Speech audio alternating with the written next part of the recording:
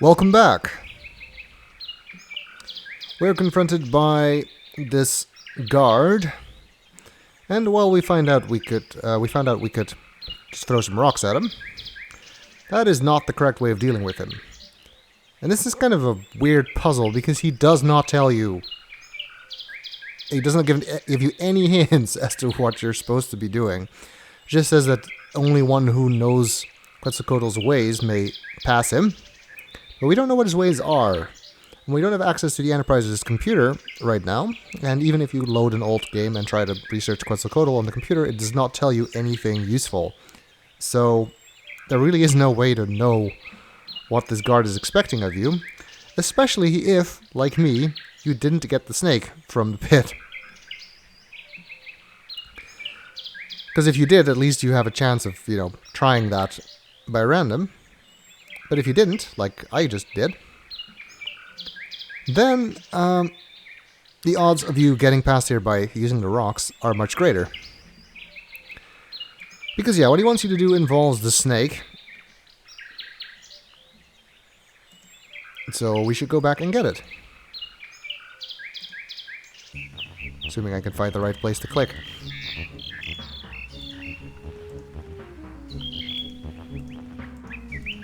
Come on.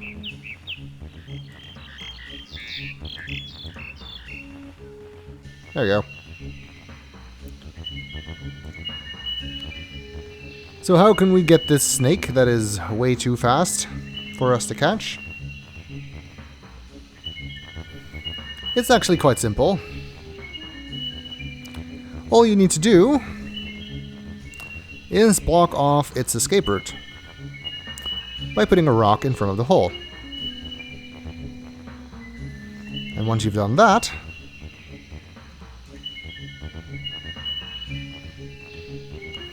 you can get the snake. This snake is just waiting for a chance to sink its fangs into someone, especially young Starfleet security officers. Well, too bad for him. You won't get a chance to do that.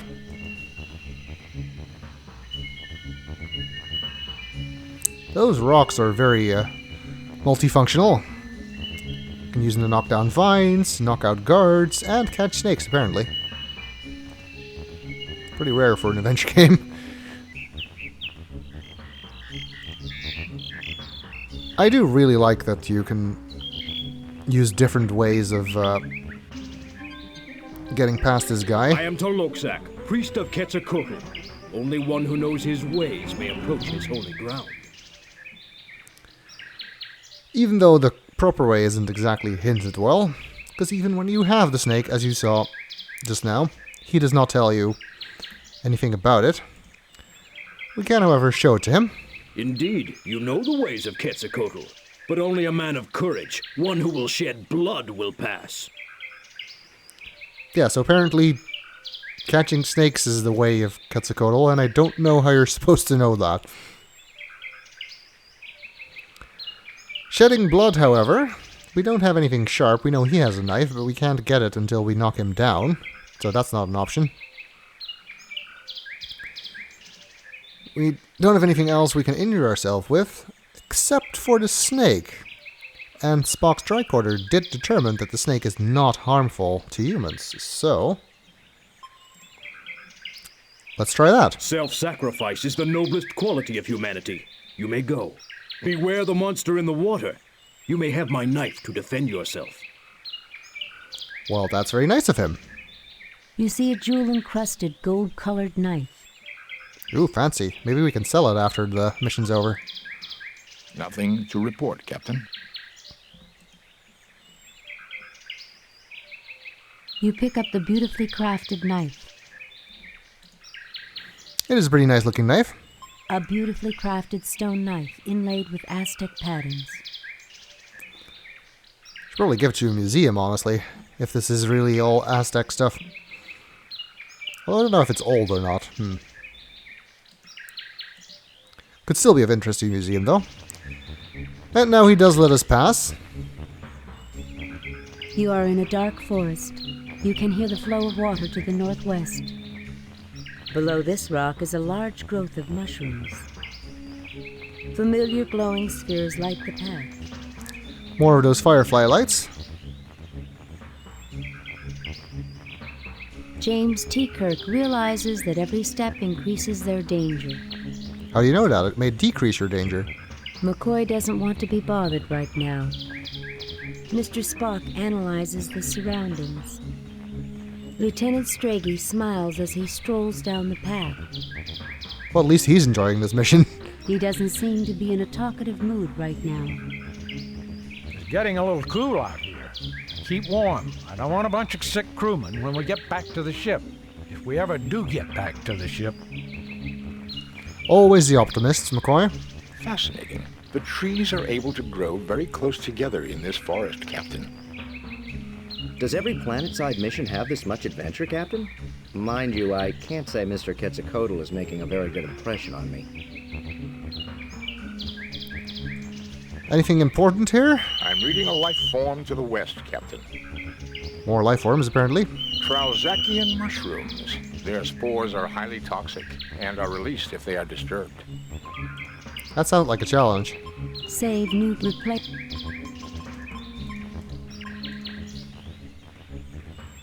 You fail to obtain anything. Really? Nothing happens. Nothing happens. We're still just carrying that snake. Poor snake. Nothing happens. No, you actually can't disturb the mushrooms, so... Why it says that, I don't know. Does the medical tricorder know anything about them? I would strongly recommend against touching these, Jim. They're highly toxic. Alright. Nothing we can do anything with, so let's continue. Here's the river, and I believe that may be the monster that the guard warned us about. The river water is too muddy to get an idea of its depth, or what may be beneath its surface. You look but see nothing of note. There is a slow, muddy river blocking your path. A strong, thick log serves as a footbridge. The river is unmoving, and the heat and stillness are oppressive. This plant has a rather thick stem and prickly leaves. I guess we just need to cross the river. Something tells me it may not be that easy. You look but see nothing of... Lieutenant Strachey is looking at the big creature in the water. Captain Kirk is looking at the big creature in the water. Dr. McCoy is looking at the big creature in the water. And is Mr. Spock looking at the big creature in the water? Mr. Spock is looking ahead to a cave opening on the other side of the log. Okay, he is not. Reminds me of a planet I was stationed on once. The native girls were real friendly. Ensign Shu had his bachelor party there. Great time. You ever been to Omicron Draconis, Captain? Try not to get too distracted, please. He doesn't seem to be in a talkative mood right now. Anyone for a campfire? I recommend caution here, Captain. So the only person who is not looking at the monster is the only person who actually tells you to caution it. That's interesting. Nothing unusual here, Captain. The tricorder registers a life form, a large marine creature lurking just below the surface of the water. I think it's this guy. The tricorder registers it is some kind of mollusk. The river seems to be its home, and it is carnivorous, eating land and river-based forms of life. It appears that the leaves are slightly toxic. I would not recommend touching it for an extended amount of time, Captain. A toxic plant. Anything more we can learn with the medical tricorder? There's nothing there. There's nothing there. I guess not. Jim, there's some kind of an aquatic creature down there. It's some kind of squid, and it doesn't look very friendly. Not much of use. Save new game. Replace... I'm sure we can just cross this bridge. How dangerous could it be? Then Strachey, you I'll go give it first. a try, Captain.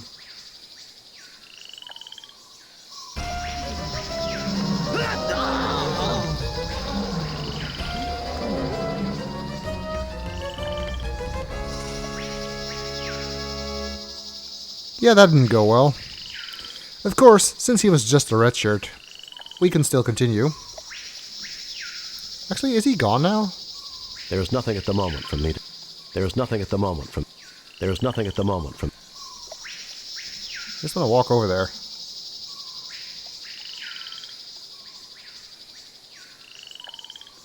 Yeah, I guess that sacrificing your security officer is a legitimate way of getting past her. Not the way we want to use, obviously. So we have a toxic plant here.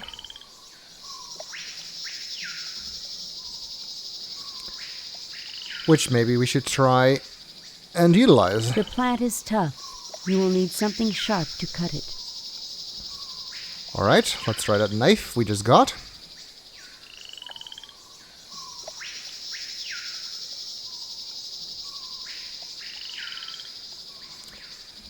And let's see if that plant is toxic to the squid.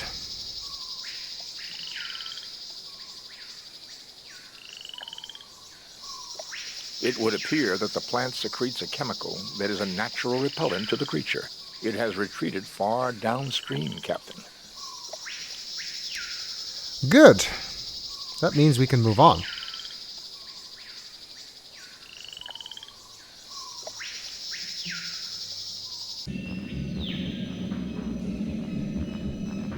Interesting looking cave.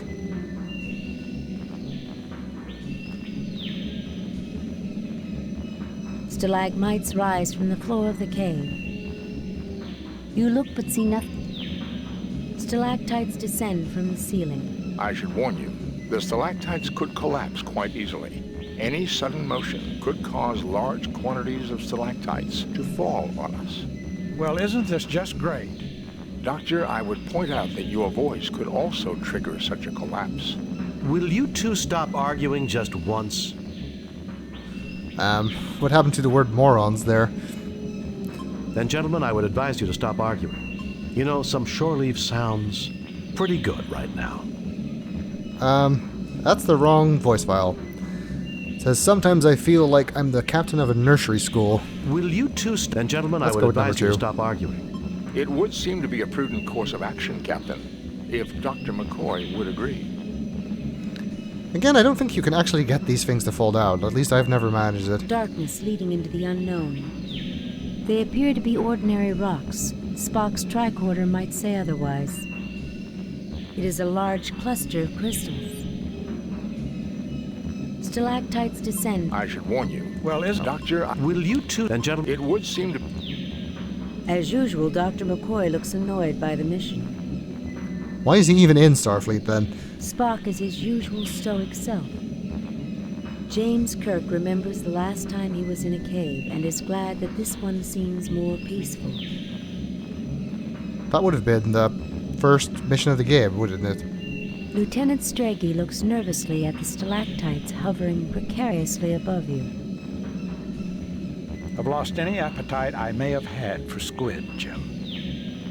Understandable. I would suggest we continue on, Captain. It would not be logical to endanger ourselves by remaining here.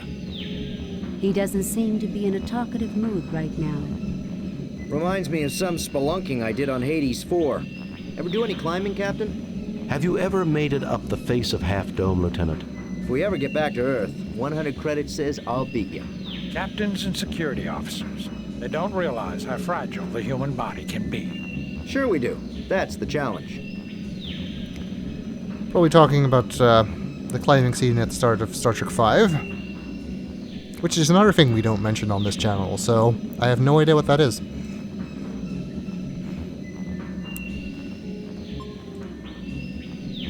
My tricorder indicates unusual energy patterns in this direction, Captain. Fascinating. These rocks are limestone, but contain an unusually high content of heavy metals. There are dilithium crystals here, but in a very raw form. Dilithium?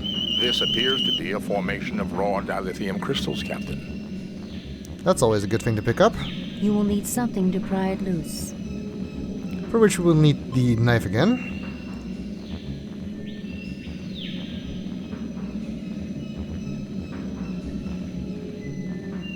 You have one dilithium crystal in raw form.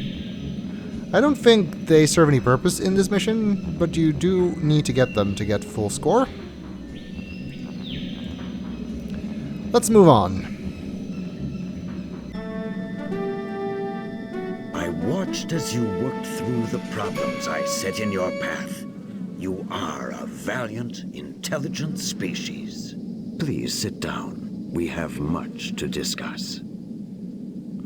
Looks like we found Quetzalcoatl. I've had it up to here with so-called superior beings terrorizing my crew because we're so primitive. Maybe you should see how primitive you are before you go around testing others. Let's not antagonize him any further, shall we? One thing first. If you're so peaceful, how come the Aztecs were so violent and aggressive? Yes, I guess we do. Go on. One thing I first. do want to ask this question, if you're so though. peaceful, how come the Aztecs were so violent and aggressive?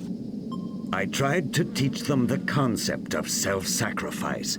It would appear they did not completely understand my teachings. You are clearly not the liars I thought you to be. Were you telling me the truth about my disciples? That they became ruthless savages? The Federation is not in the business of lying, mister. Absolutely. Your best intentions were changed by the imperfect humans that you left in charge after you departed. Such is the way of our race, I'm afraid. You messed up in a big way. Perhaps you should try following the Prime Directive. It changed our lives. The Federation... Absolutely. Well, let's go with number 2. Your best intentions were changed by the... I sense truth in this. Perhaps this is what happened to my children on the Klingon world of Rakur, which would explain why they are searching for me. I have clearly abused the power that was given me long ago. You show great wisdom, sir, but your statement implies that you wish to change your condition. Indeed. If my mission of peace was overthrown, then I am no longer worthy of my power. Tell me, has your species made progress in the medical arts? We're a technologically advanced starfaring race. What do you think? That we wouldn't have made progress in medicine? Again, unnecessarily rude. With Dr. McCoy, I sometimes wonder, but yes, I would say we have made considerable advances. That's kind of funny. Yes, why do you ask? Let's just go with the simple option. At the top of my spine is a gland not found in your species. This is the seat of my power. I wish you to remove it, thereby making me immortal. Jim, I'll try, but the physiology is completely alien. You've got to do it, Bones. If the Klingons realize he's no longer a threat to them, perhaps we can avoid a war. Scotty, 5 to beam up. Now you'd think we're done with this mission, but you'd be wrong.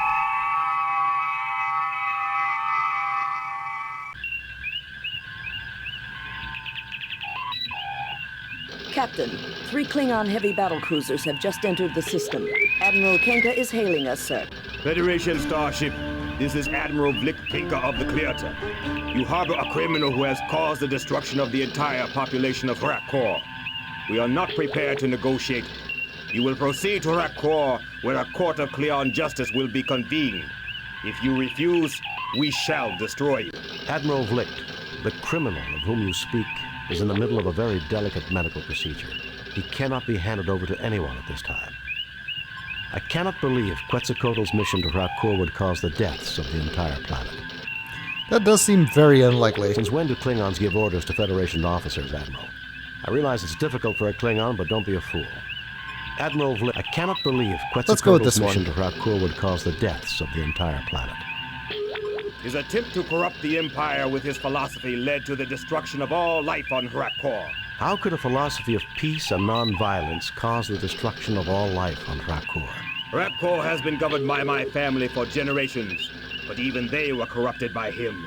It was a matter of honor that his lies had to be silenced, no matter what the cost. My God, you killed your own people just because they acquired a philosophy that you disagreed with?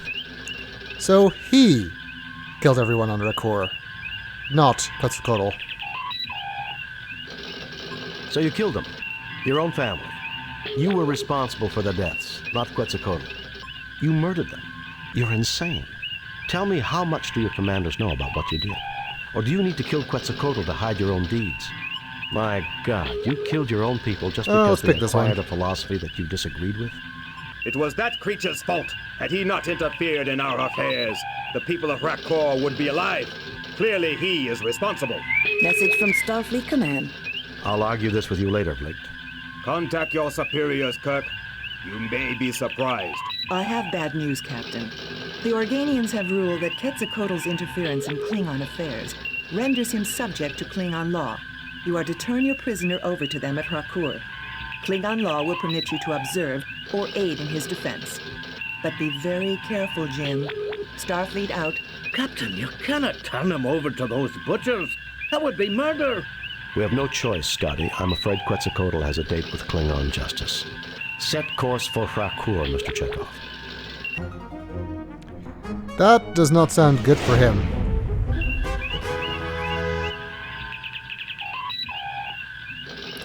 Captain We've had Spock, we have come to the ruined Klingon planet of Rakor to deliver our guest, the mythical entity Quetzalcoatl, to a Klingon court. Dr. McCoy, Mr. Spock, and Ensign Benny and I have been granted permission by the Organians to witness this trial, which I expect to be a travesty of any meaningful definition of justice. Spock, come with me. Mr. Scott, you have the con. We've seen Klingon justice before, so I don't expect too much of it. The prisoner and his witnesses will stand forth, so the trial may begin. Kirk himself has been subject to trial in Star Trek VI, of course. That didn't exactly end well. And it hasn't happened yet, so Kirk doesn't know about it. And I assume Rakor has looked better. This city was destroyed by heavy bombardment and intense doses of neutrino rays that killed all known forms of life on this planet. That is pretty insane, if you ask me.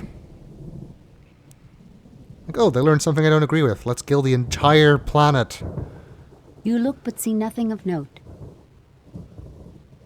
Seems extreme even by Klingon standards. Admiral Vlicht, commander of the Klingon flagship Clerta.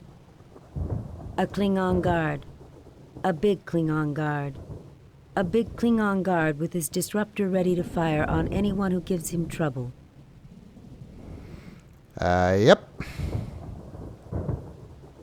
So let's not try to start any trouble.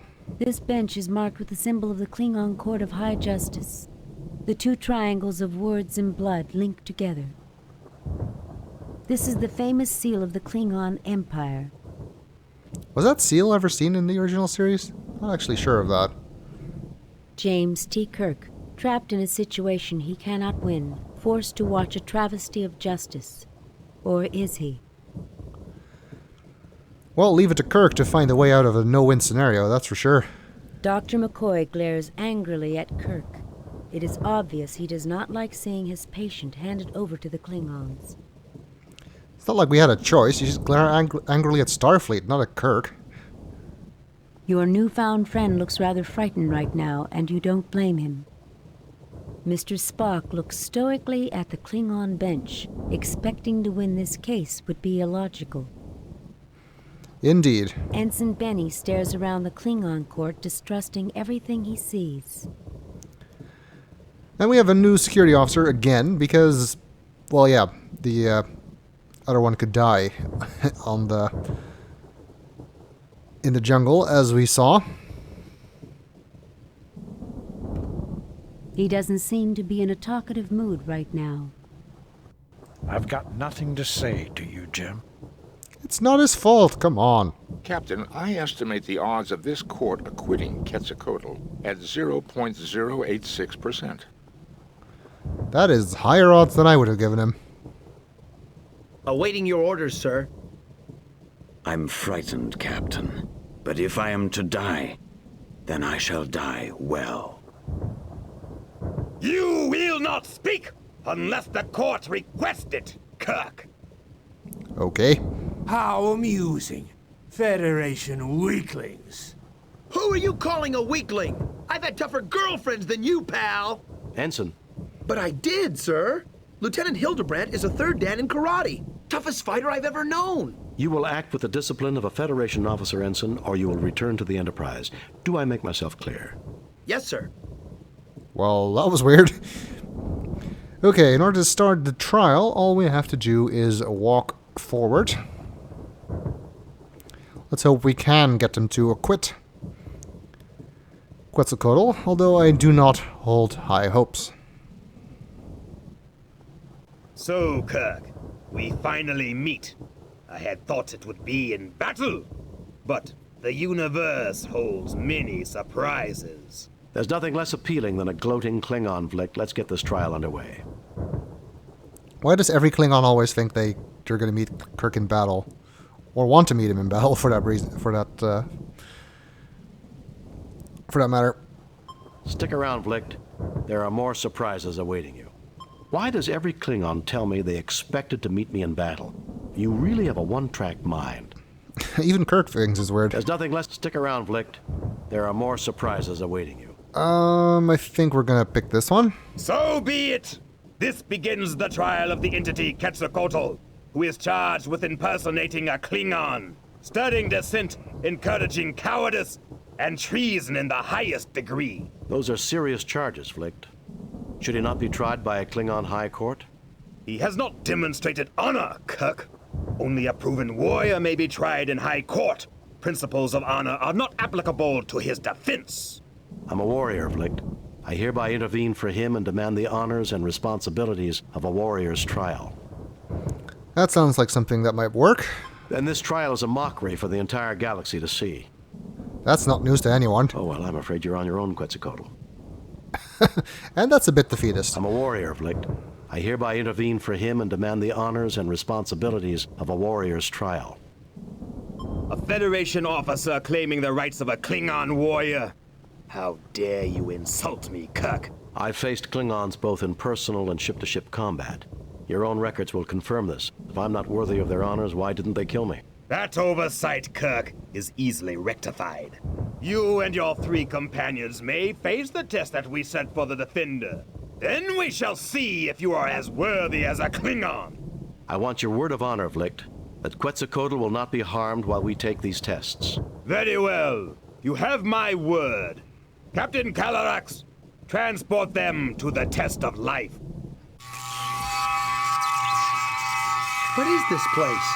Not much is known about Hrakur, Ensign. This would appear to be some sort of a mining installation. That creature might be a native life form. A test of courage? That is the Klingon way. I somehow doubt that Vlicht intends for us to survive this, whatever the outcome. We're the only thing that stands between him and the killing of Quetzalcoatl that he can justify. Why should he worry about justification, Captain? He's a Klingon. Murder is as natural to them as breathing. That's not true, Ensign. However, I suspect that Vlicht's attack on Hrakur exceeded his orders. He needs Quetzalcoatl as a scapegoat, and he needs a fair trial to avoid an inquiry of his own actions. And our deaths will be the only way he can get it. Great! Yes, it seems that we need to face some more trials, but unlike Quetzalcoatl's, these are not likely to be fair. Also, when they said that this creature was a native life form, are they talking about this, the lightning thing? I wouldn't even have guessed that was a creature if I was there. But then I guess the Enterprise's crew has seen stranger things than that.